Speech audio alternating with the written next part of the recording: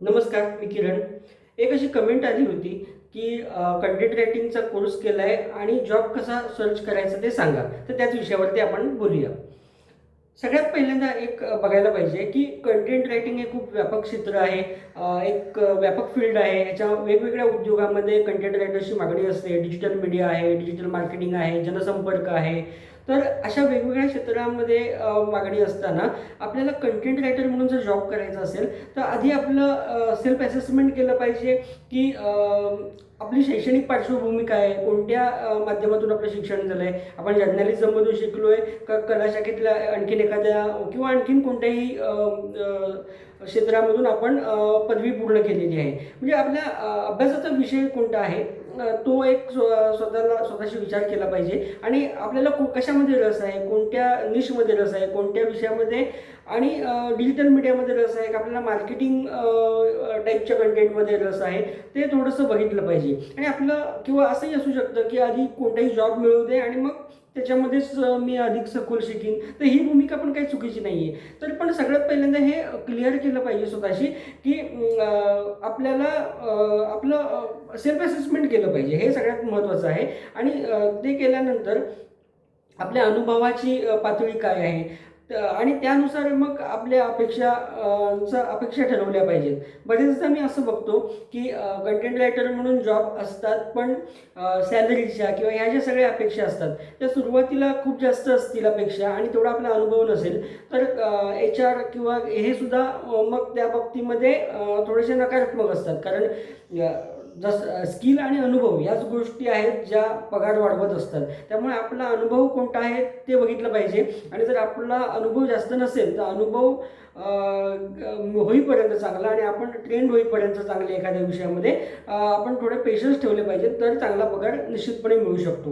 ही सगळ्यात महत्त्वाची गोष्ट आहे. आणि ह्यामध्ये आता जर बघायला गेलं आपण जॉब कसा शोधायचा तर माझा अनुभव आहे की मी आत्ता फुल टाईम जे मला कंटेंट रायटर म्हणून आत्तापर्यंत जे 4 वेळा मला जॉब मिळाले आणि ते सगळे ऑनलाईन प्रेझन्समुळे मिळालेले आहेत. त्याच्यामध्ये पॉलिटिक्स PR कंपन्या असतील किंवा पर्सनल फायनान्स रिलेटेड एक जॉब होता, एक जॉब यूट्यूब चॅनलचा कंटेंट रायटर म्हणून होता, एक ब्लॉग रायटर म्हणून होता. तर अशा पद्धतीचे जॉब हे मला डिजिटल प्लॅटफॉर्म्सवरून मिळालेले आहेत. त्याच्यामध्ये एक मी सांगेन की सुरुवातीचा अगदी होता तो अपनावरून पुण्याला असताना आणि त्यानंतर मुंबईला असताना 3 जॉब जे मिळाले ते एक नोकरी ॲप, लिंक्डइनमध्ये माझी प्रोफाईल होती, इंडिडला थोडीशी प्रोफाईल होती. पण मला जिथपर्यंत वाटतंय ना नोकरीमधून मला चांगल्यापैकी जो आहे तो रिस्पॉन्स मिळालेला आहे. त्यामुळे मी एक असं सगळ्यात पहिली गोष्ट ही सांगेन की जॉब मिळवायचा असेल तर ऑनलाईन प्रेझेन्स हा आपला चांगला असणं खूप गरजेचं आहे. या प्लॅटफॉर्म्सवरती स्वतःचे अपडेट्स देणं जितके महत्त्वाचे असतील तिकडे तेवढे हा एक महत्त्वाचा भाग झाला. आणि त्यानंतर दिवसातून एक थोडा वेळ सर्च केलं पाहिजे त्या प्लॅटफॉर्मच्या सर्चमध्ये जाऊन की content writer Marathi, copy writer, content manager किंवा अनुभव तेवढा नसेल तर content writer, senior content writer अशा पद्धतीचे सर्च केले पाहिजेत. आणि त्याच्यामुळे एक कसं आहे अल्गोरिदमला एक तुम्ही ॲक्टिव्ह असल्याचा एक मेसेज जातो. हा एक महत्त्वाचा त्याच्यामध्ये भाग आहे. त्याच्यामुळे रोज थोडा तरी वेळ हे 3-4 प्लॅटफॉर्म सांगितले ह्याच्यामध्ये प्रोफाईल बनवणं आणि सर्च करणं ह्याच्यासाठी दिलं तर ते आपल्याला फायदेशीर ठरू शकतं.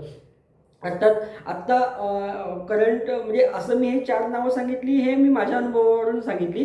तुम्ही स्वतः तुमच्या रेलेव्हंट एक्सपिरियन्स आणि ते थोडंसं तुम्ही प्लॅटफॉर्म सर्च करा. मग तुम्हाला कळेल की ह्याच्यावरती आपल्याला प्रोफाईल बनवायची आहे किंवा नाही. आणखीन कुठले प्लॅटफॉर्म तुम्हाला माहितीचे असतील आणि जे खरोखर वर्क करतंय असं कोणाकडून तुमच्या लक्षात येत असेल तर तिथेही करा. पण थोडा वेळ हा नक्कीच याच्यासाठी दिवसातनं ठेवला पाहिजे.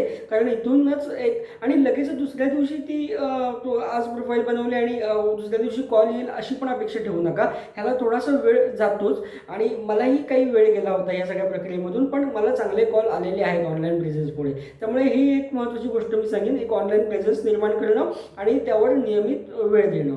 आणि काही दिवस कदाचित काही महिनेही जाऊ शकतात. तोपर्यंत तुम्ही दुसरा जॉब कुठला मिळाला तो करत राहू शकता. कारण शेवटी काय आहे की जॉब मार्केटमध्ये आज अशी स्थिती आहे की खूप जण आहेत अप्लाय करणारे आणि जॉब त्या तुलनेत कायम लिमिटेडच आहेत. तर अशा स्थितीमध्ये थोडंसं पेशन्स ठेवावे लागू शकतात. आणि दुसरी महत्त्वाची गोष्ट आहे, एक चांगला रेझ्युमे आपला तयार केला पाहिजे. मग त्याच्यामध्ये आपले स्किल काय आहेत किंवा या सगळ्या गोष्टी त्याच्यामध्ये मेन्शन केल्या पाहिजेत. आपलं एज्युकेशन, स्किल, त्याच्यानंतर आपण एक चांगल्या पद्धतीने ऑब्जेक्टिव्ह आपलं काही स्पेसिफिक असेल तर करिअरच्या बाबतीमध्ये. तर आणि काही काही वेळेला म्हणजे मी एक थोडंसं एक इंटरेस्टिंग किस्सा सांगतो. माझा एक मॅनेजर मित्र होता आणि त्याने मला सांगितलं की हॉबीमध्ये एकाने लिहिलं होतं, एक 2-3 वर्षापूर्वीची गोष्ट आहे. हॉबीमध्ये एकाने लिहिलं होतं की मला टिकटॉक आवडतं म्हणून. त्याचं मला म्हणणं असं होतं की एवढं पण प्रामाणिक राहू नका. तर अशा पद्धतीने हा थोडासा एक गमतीदार मुद्दा होता. पण ऑनेस्टली आपण जे काय असेल ते लिहिलं पाहिजे. हे काही खोटं नाही आहे. पण थोडंसं ते लिहित असताना अतिशयोक्ती होणार नाही आणि थोडंसं ते हास्यास्पद होणार नाही याची पण थोडीशी काळजी घेतली पाहिजे. आणि हॉबी किंवा या सगळ्या गोष्टी मुख्य फोकस हा आपला आपण काय व्हॅल्यू देऊ शकतो त्या नीट आधी एखादी जॉबची पोस्ट बघितली ना की त्या प्रोफाईलचा नीट अभ्यास केला पाहिजे. आणि एक रँडम एकच तयार करून रेझ्युमे सगळ्यांना पाठवण्यापेक्षा जर तो कस्टमाइज करता आला प्रत्येक जॉब प्रोफाईलच्या अनुषंगाने तर ते अधिक चांगलं राहतं आणि या पद्धतीने आपण काम करू शकतो. ही एक झाली दुसरी गोष्ट. त्यानंतर आपण स्वतःहून आउटरीच करू शकतो. समजा तुमचा पॉलिटिकल PR याच्यामध्ये इंटरेस्ट असेल तर आता प्रत्येक लोकप्रतिनिधीचं, प्रत्येक राजकीय नेत्याची इन-हाऊस टीम असते आणि काही जणांचं काम काही कंपन्या मार्केटमध्ये अशा मोठ्या प्रमाणामध्ये आहेत ज्या पॉलिटिकल क्लायंटसाठी काम करतात. पॉलिटिकल PR म्हणजे काही नकारात्मकच गोष्ट त्याच्यामध्ये असते असं नाही. काही चांगल्या पद्धतीने काम करणाऱ्या PR हा भारतात कायदेशीर आणि नैतिक व्यवसाय आहे. त्याच्यामध्ये काही वाईट आहे असं नाही. पण आता काही ठिकाणी त्याच्याबद्दल चुकीच्या गोष्टी पसरतात. आपण बघतो ट्रोलिंग वगैरे कशा पद्धतीने होतं वगैरे. तर हे म्हणजे PR नव्हे. त्याच्यावर पण मी एक वेगळा व्हिडिओ बनवणारच आहे. PRच्या बाबतीमध्ये बरेच गैरसमज आहेत. तर हे म्हणजे PR नव्हे. पण चांगले PRचे जॉबसुद्धा उपलब्ध आहेत. मग पॉलिटिकलच असं नाही, प्रत्येक क्षेत्रामध्ये आज PRची गरज आहे. मग ते एंटरटेनमेंट इंडस्ट्री असेल किंवा आणखीन कोणतं क्षेत्र असेल, कंपन्या असतील, या त्यांना देखील PRची गरज असते. तर PRच्या जॉब प्रोफाईलविषयी सुद्धा आपण केव्हा तरी नक्कीच बोलू. पण महत्त्वाच्या ह्या गोष्टी लक्षात घ्यायला पाहिजे. आपण आउटरीच करता आलं लिंक्डइनच्या माध्यमातून तुम्ही चांगलं HR किंवा मॅनेजर किंवा असं थोडंसं नेटवर्क वाढून आउटरीच केलं तरी त्यातून सुद्धा चांगला जॉब मिळू शकतो. तर थोडक्यात आज बघायला गेलं तर हे 3 गोष्टी आहेत. एक म्हणजे ऑनलाईन प्रेझेन्स निर्माण करणं, रेझ्युमे चांगल्या पद्धतीने बनवणं आणि तिसरी गोष्ट म्हणजे आउटरीच करणं लिंक्डइन किंवा आणखीन माध्यमातून किंवा आपल्या लोकल नेटवर्कमधून. आणि त्या पद्धतीने अशा अनेक जणांना अशा प्रकारे जॉब मिळालेला आहे.